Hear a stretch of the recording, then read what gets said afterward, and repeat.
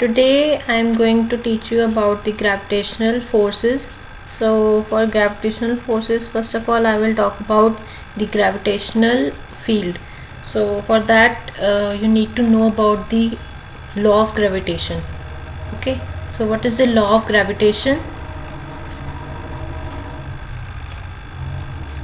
This law of gravitation was given by Newton, so hence it has the name Newton's law of gravitation. Okay, what does this law states us? This law states that the force between the two mass is directly proportional to the product of their masses, and it is inversely proportional to the square of distance between them. Suppose I have two bodies, so say it has a mass m1, it has mass m2, and it has distance between them is r. So the force of attraction, in this case attractive forces will be there. There will be no repulsive forces. But as we know in electrostatics, if we talk about in electrostatic, we have attractive forces also, we have repulsive forces also, because we have different polarities of charges. But mass has no polarity here, so here it will be only attractive forces. They will attract each other, and they will attract with the force which is directly proportional to the masses, where m1 m2 represent the mass of these two bodies and r is the distance between them. So by combining these two equations, we get F is directly proportional to m1 m2 upon r square, and this can be written as g m1 m2 by r square, where g is a constant. It is a universal constant. Universal constant मतलब कि जिसकी value कभी change नहीं होती कहीं पे भी, ठीक है, हर जगह पे उसकी वैल्यू सेम मिलेगी आपको. तो इसकी वैल्यू जो है यूनिवर्सल कांस्टेंट है ये, and it is known as the gravitational constant. It is gravitational constant. And it has the value, अगर हम मासेस, अगर मैं m1 m2 को ग्राम्स में लेंगी और r डिस्टेंस को सेंटीमीटर्स में लेंगे, तो जो g है उसकी वैल्यू होती है 6.67 इंटू 10 की power -8. And here it will be dynes, then centimetre square पर gram square. But if I take in SI units, then m1 m2, these are CGS units. And if I talk about SI units, then m1 m2 will be in kilogram and r will be in meters. Then gravitational constant g will be in 6.67 into 10 to power -11 Newton meter square per kg square. This value you have to learn. This is a universal constant, has a fixed value. And what about its dimensional constant? You can find out simply by using the dimensions of the other quantities. If you know, where g will be equal to f r square by m1 m2. F has the dimensions of, f is mass into acceleration. F is mass into acceleration.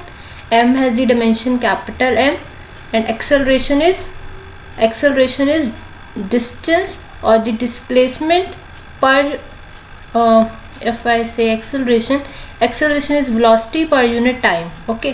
And velocity is distance per unit time, right?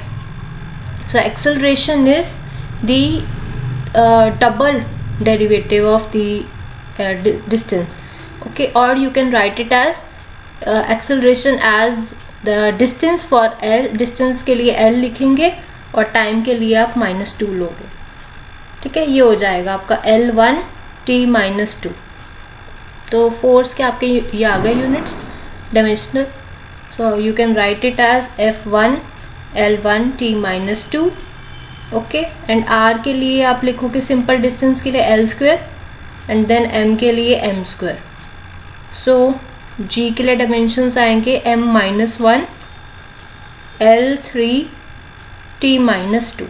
This is the dimensional formula for G. So simple आपको एक mark में कई बार पूछ लेते हैं कि dimensional formula क्या है, इसकी वैल्यू क्या है, एसआई में सीजीएस में क्या है, ठीक है, ये लॉ क्या है, ठीक है। बेसिकली फोर्स ऑफ अट्रैक्शन जो है उसको ये बताता है कि दो मासेस के बीच में फोर्स ऑफ अट्रैक्शन है वो क्या होगी, कैसे निकालेंगे, वो न्यूटन्स ने दिया था ये लॉ, और इसको हम मैथमेटिकली इस फॉर्म में हम रिप्रेजेंट करते हैं। Okay okay, I hope it's clear. Now let's talk about the gravitational field. What is a gravitational field? First of all gravitational field का मतलब भी क्या होता है कि एक अगर आप बॉडी की बात करते हो तो उसकी जो उसके अराउंड वो एक कितना एरिया कवर करती है, ठीक है। Within that area the force of gravitational attraction is perceptible, ठीक है। मतलब कितने, अगर आप मैं एक मास एक बॉडी की बात करूं तो कितने ऑरा तक, कितना उसका कितने डिस्टेंस तक, कितने एरिया तक जो उसका जो फोर्स ऑफ अट्रैक्शन है वो एक्सपीरियंस करेगा, that is it's gravitational field. मतलब कहाँ तक उसके पूरे जो अट्रैक्टिव फोर्सेस हैं वो उसको मतलब उस पर लग सकते हैं, ठीक है। And this gravitational field also it is known as intensity of field, okay. So it is the area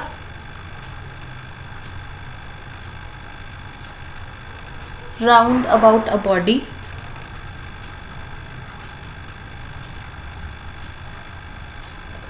within which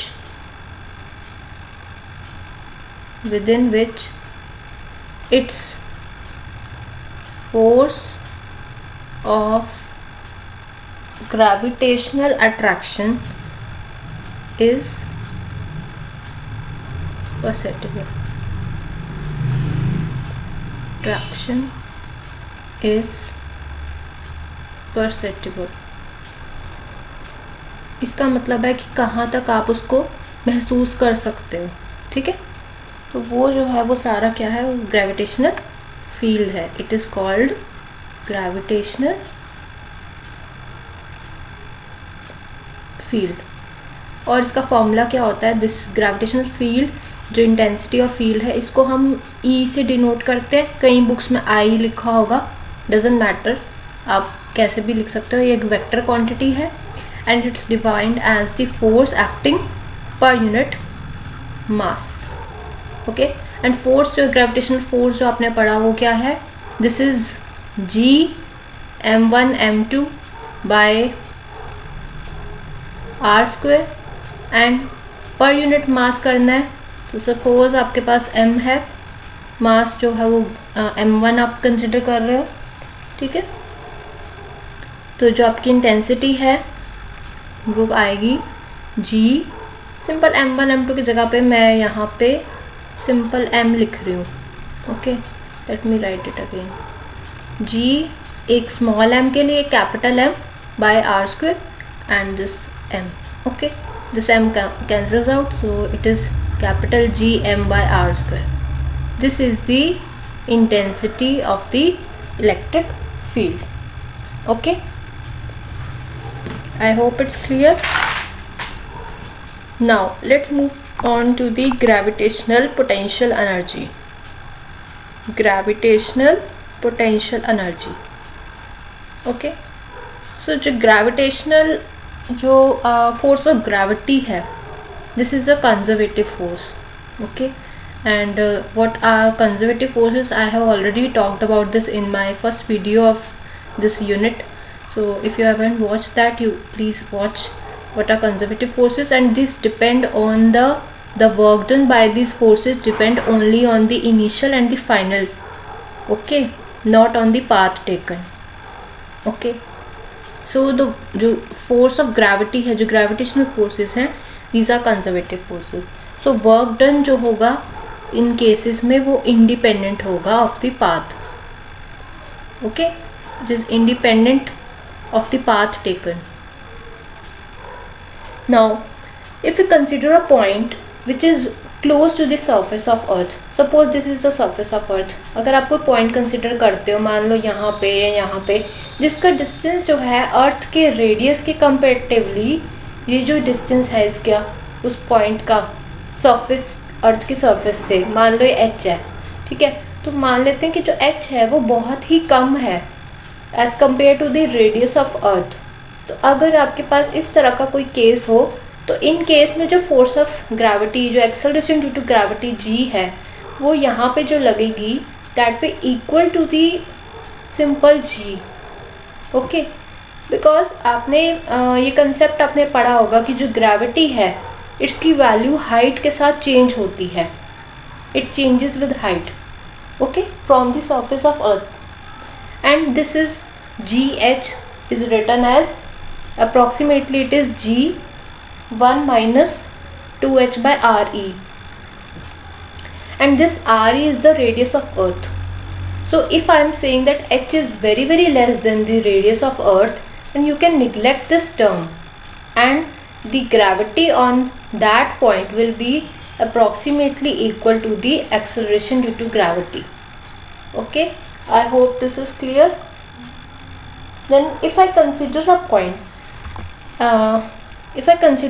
such, this is the surface of earth, and if I consider a point here which has a height h1 and one point here which has a height h2, okay, so if I want that a particle to be moved from this point A to point B, I think this both should be in the same line. Okay, so I am making it like this. Okay, just for the reference I made that figure. Please consider this one. This point is the A and upper point is B. A point has the height of h1 and B point has the height of h2, and I have to move a body from this point A to B. Then in this case the work done will be equal to, from moving in the point from A to B, that it will be equal to the force acting on this body multiplied with the displacement. Okay, so what was the displacement here? Displacement here is this total minus this. Okay, basically I have to find this only, na. I am moving this particle from A to B, so this distance x will be equal to h2 minus h1. So I may write it as f into h2 minus h1. Okay, and f here is force acting due to gravity, which is mg h2 minus h1. Okay, now if the work done in moving this particle is just the difference in the potential energy, because you know when you are moving a particle in a force, in a field, in a gravitational field, then the particle stores energy in the form of potential energy. Okay, so एक point पे इसकी potential energy कुछ होगी, A point पे, B point पे भी कुछ होगी. So अगर आप एक point से दूसरे point पे उसको लेकर जाओगे, तो ये जो change, जो potential energy का, जो हमें एक्स्ट्रा करना पड़ेगा काम, that is stored in the form of the work done in that body, and work done is equal to the change in the potential energy. Okay, we are just going to talk about the change. ठीक है, कि कितना change हुआ, कितना था पहले. Figures में हमने बात नहीं करनी, जस्ट जो डिफरेंस है हमने वो देखना है जस्ट. ठीक है, वर्क डन जो है उसका डिफरेंस है, मतलब हमें ये पता होना चाहिए कि इनिशियल कहाँ पे और फाइनल कहाँ पे. हमें उसके पाथ से लेना देना नहीं है. It's depend only on the initial and it's final position. So if I consider it at, अगर h इक्वल टू 0 पे करूँगी तो क्या होगा, तो जो वर्क डन होगा h इक्वल टू 0 पे, वो क्या होगा, it will be W0. Okay, so I know that कि जो फोर्स है, force is equal to Gme, which is the mass of Earth, क्योंकि हम यहाँ पे फोर्स जो एग्जर्ट, ये दूसरी बॉडी कौन सी है, अगर मैं एक बॉडी की बात करूँ, वो अर्थ के अगेंस्ट मूव करा रहा है उसको, ठीक है। तो एक बॉडी का GME mass of the Earth into mass of that body by r², this is the force. So work done in moving from r1 to r2, ठीक है, वो क्या होगा, that will be equal to W12। say this is 1 and this is 2, so it will be W12 is equal to suppose this distance is r1, okay, and this is r2, upper one, okay, and r2 is greater than r1. Basically r2 r1 is distance from the surface to that point, okay. So W12 is equal to the integral r1 to r2 GMEM by r²। r क्यों लिया हमने यहाँ पे, क्योंकि हम जो variable distance के लिए लेते हैं ना वो r होता है यहाँ पे, देखो, इसलिए हमने यहाँ पे r लिमिट्स में यूज़ कर रहे हैं, और कोई इसका मतलब नहीं है, ठीक है। तो कंफ्यूज होने की ज़रूरत नहीं है, जहाँ पे हम h ले रहे थे वहाँ पे अब हम r के टर्म्स में बात कर रहे हैं, ओके।